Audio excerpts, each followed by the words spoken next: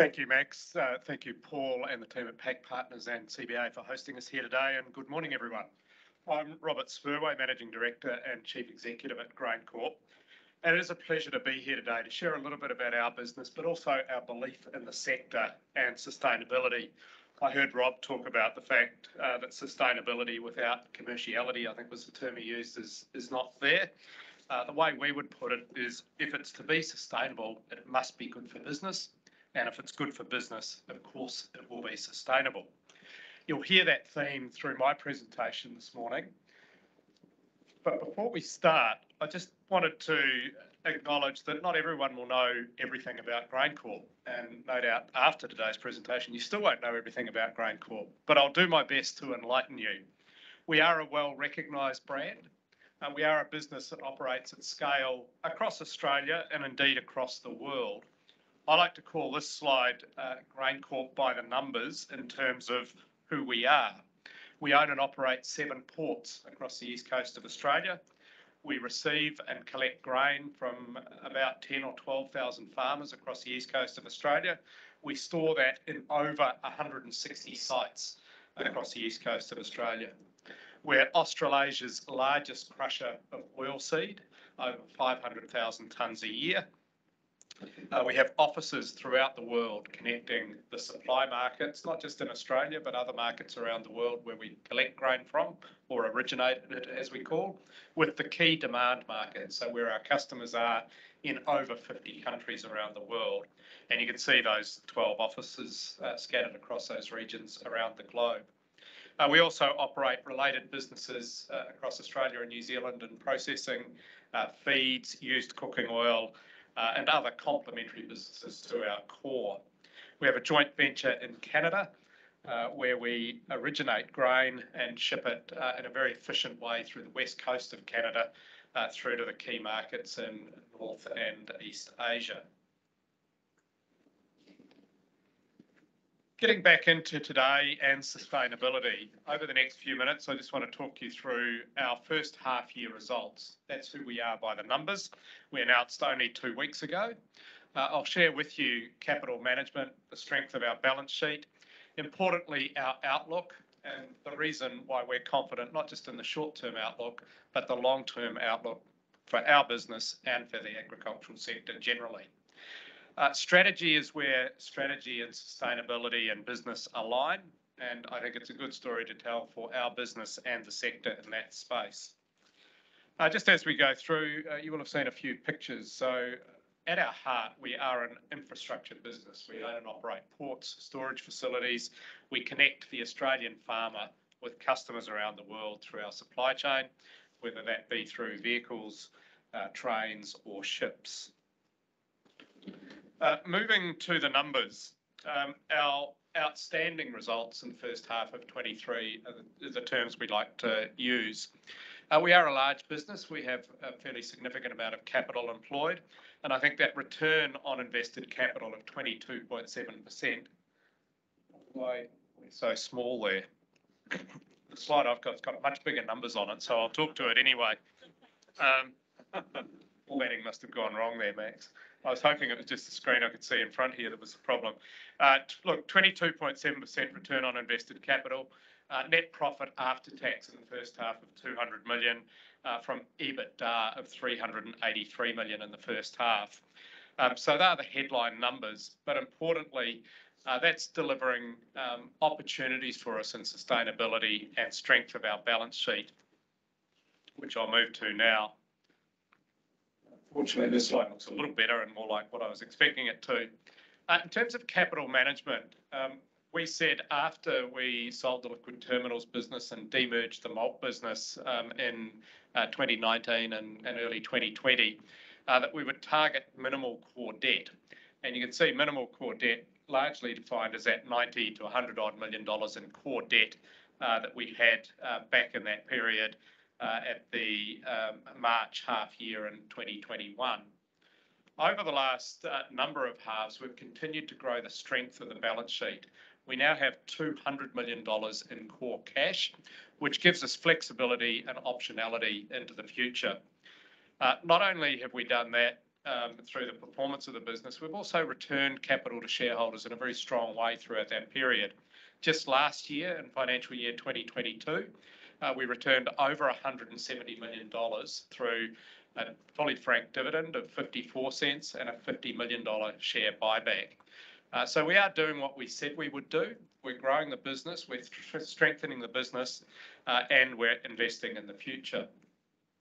Just very quickly, for those that may not be familiar with core cash, the reason we talk core cash, and you can see on the left-hand side of the page there, is we ring-fence the commodity funding that we have, which we regard as a very liquid asset, which cycles typically on a one or 2 year basis as we move through the crop cycles. And even that has come down, so our total debt is reducing over time, and as I said, that leaves us in a very strong position. Just on delivering those strong returns, here's our dividend history over the last 3 and a bit years now, where we've continued to grow the strength of our ordinary dividend. At the half year, that was 14 cents. As I said, last year for the full year, it was 54 cents, including special dividends. So the special dividend you see of 10 cents in the half really reflects the strength of our balance sheet, the extraordinary performance of the business through the cycle at the moment, and it sits on top of that 14-cent half-year dividend, which is really reflective of the board's confidence in the through-the-cycle earnings potential for the business over time. And I'll come to that shortly when I talk about outlook and how we look through the cycle and we look at the sustainability of the business in terms of cash flow and performance over time. Just if we move to the outlook, at the half year, we also took the opportunity to look at where the business was, and we were delighted to be in a position to upgrade our earnings guidance for financial year 2023. We're now expecting EBITDA of between 500 and 560 million for the year. That translates to net profit after tax of between 220 and 260 million. The reason for that is, although you hear a lot about the weather, the conditions remain pretty strong for growers. They're out there planting at the moment. The crop that's going in the ground will really determine the performance into the next 12 or 18 months rather than this year. This year, as it stands, we've still got strong grain inventories in our network. We're seeing strong global demand for Australian grain, and we've got a very full export and supply chain program that continues week on week, moving grain to both domestic customers and export customers around the world. We've also seen very strong and sustained performance in our processing division, our oilseed crush and foods business, where we've seen an increase in what we describe as structural margins. I think it came up in the talk from Ben on Cargill, the diversification of demand we're seeing, not just across the traditional feeds and foods space, but also across fuels, has certainly been a factor in the performance that we've seen recently and in the outlook period. Rather than getting too hung up just on the short term, we do talk through the cycle, and we're very confident about fundamentals of our business and agriculture generally. We're in a world where population is growing, demand for the food products we handle is growing, and supply, if anything, is likely to become more disrupted. We've seen disruptions of an unthinkable nature in the Black Sea. That perhaps hasn't been as big a feature as you might imagine in the results. In fact, if you go back to last year, 22, our first half was mostly before those hostilities broke out, and was still a record half. So we saw the impact of drought in the Northern Hemisphere, strong crops in Australia, and Australia's opportunity to make up for that gap in grain production around the world. So the underlying fundamentals look very strong from a supply and demand point of view. And we also see opportunities in technology and sustainability generally.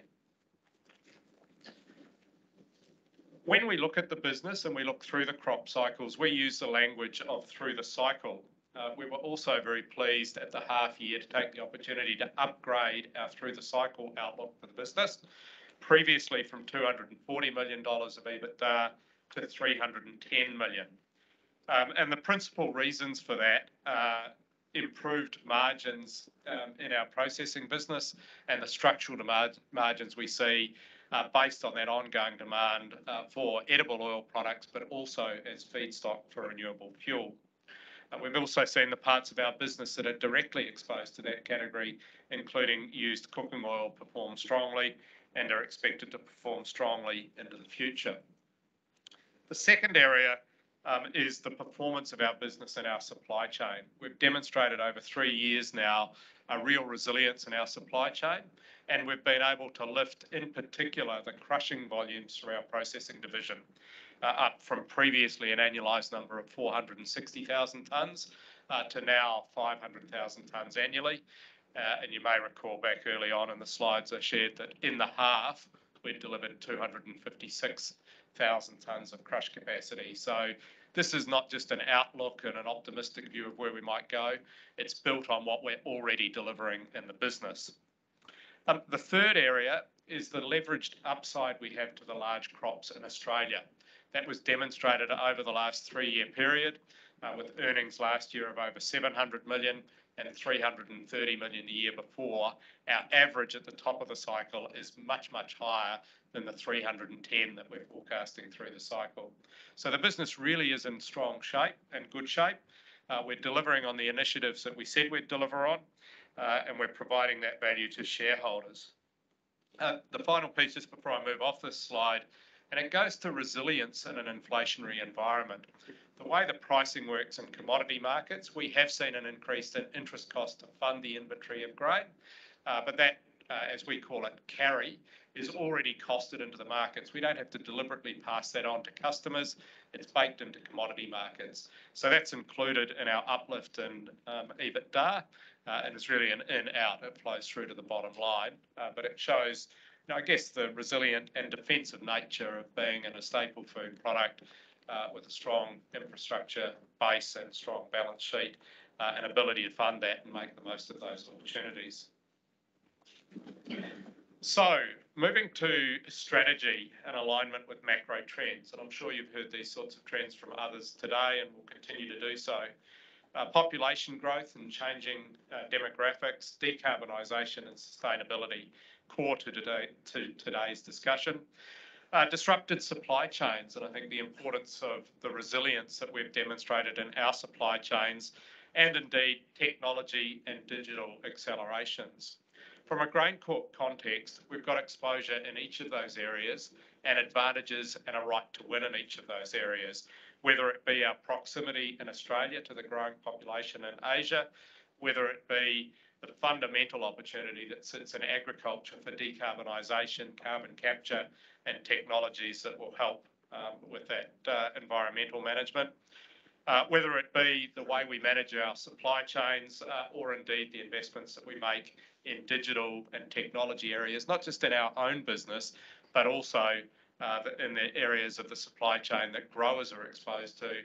I think growers that probably have been underestimated farming on the driest populated continent on the planet. They need to be good at what they do in Australia. They are very good at what they do, and we think that will hold them in good stead into the future. Just looking at GrainCorp's, and the print's got away on us again here. Some of the slides, some of the printing here is a little smaller, but I'll talk it through. Our vision, our purpose, and our strategic priorities. And the strategic priorities are really where I want to focus.